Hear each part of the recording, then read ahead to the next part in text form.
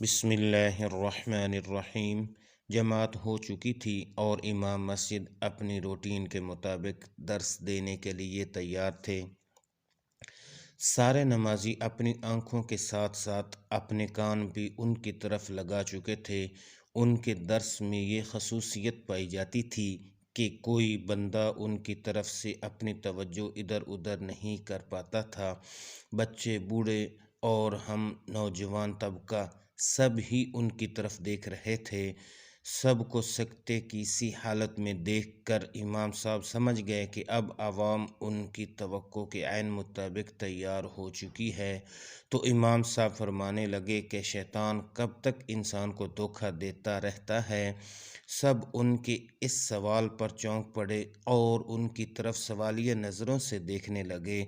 سب کو چپ دیکھ کے کہنے لگے، شیطان انسان کے آخری سانس تک اسی کوشش میں ہوتا ہے کہ اس کا ایمان سلب ہو جائے اور یہ جہنم میں چلا جائے، یعنی شیطان انسان کے آخری سانس تک اس کو دھوکہ دیتا رہتا ہے کہ کہیں اس کی بخشش نہ ہو جائے اور میں رب کریم سے کیے گئے چیلنج میں ناکام نہ جاؤں۔ پر جب بندہ فوت ہو جاتا ہے تو شیطان اس سے ہٹ جاتا ہے کہ اب اس مرے ہوئے سے کیا دھوکہ کرنا۔ اس کے بعد پتہ ہے بندے کے ساتھ کون دھوکہ اور دغا کرتا ہے۔ ان کا یہ سوال بھی ہمارے لیے انوکھا تھا، لہٰذا سب ہی ان کے منہ کی طرف دیکھ رہے تھے کہ آپ خود ہی بتائیں۔ وہ کہنے لگے، شیطان کے بعد مرے ہوئے بندے سے ہم لوگ دھوکہ کرتے ہیں، ہم لوگ دھوکہ کرتے ہیں، یہ کیسے ممکن ہے؟ ہم شیطان سے زیادہ دھوکے باز کیسے ہو سکتے ہیں؟ سب کے چہروں پر یہ سوال واضح طور پر پڑھا جا سکتا تھا۔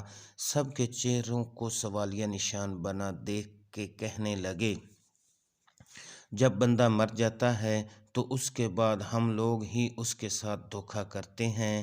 جنازے میں بہت سے لوگ وہ کھڑے ہوتے ہیں جن کو نماز جنازہ پڑھنا نہیں آتا، پر کھڑے ہوتے ہیں کہ اب کیسے بھلا اپنے ماموں کے جنازے میں کھڑا نہ ہوں۔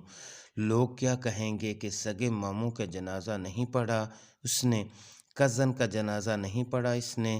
لوگوں کی باتیں اور طنز سے بچنے کے لیے ہم لوگ مرے ہوئے سے بھی دھوکہ کرنے سے باز نہیں آتے۔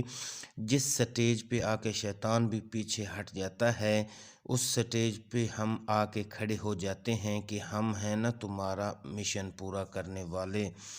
ہم کیسے مسلمان ہیں کہ انگریزی کے بڑے بڑے مضمون یاد کر لیتے ہیں، فلموں کے گانے پل بھر میں یاد کر کے گنگنانا شروع کر دیتے ہیں، دوڑے مائیے شاعروں کی لمبی لمبی غزلیں یاد کر لیتے ہیں۔ جو نہیں یاد کر پاتے تو قرآن کی چند آیات نہیں یاد کر پاتے۔ جنازے کی 4 تکبیروں کا وہ تحفہ جو اپنے مرے ہوئے پیاروں کو دینا ہوتا ہے، ہم وہ نہیں دے پاتے اور بے شرموں کی طرح ان کے جنازوں میں جا کے کھڑے ہو جاتے ہیں۔ امام مسجد بولتے جا رہے تھے اور ہم سب کے چہرے شرم کے مارے جھکے جا رہے تھے۔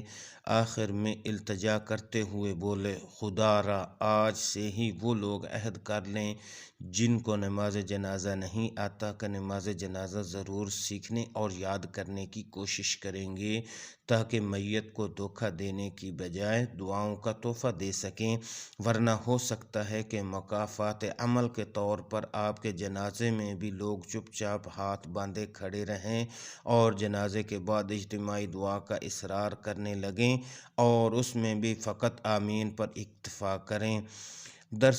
درس ختم ہو چکا تھا، سب دعا مانگ کے مسجد سے نکل رہے تھے، لیکن سب کے چہرے یہ گواہی دیتے جا رہے تھے کہ ہم نماز جنازہ ضرور یاد کریں گے، ہم شیطان سے بڑے دھوکے باز نہیں بنے۔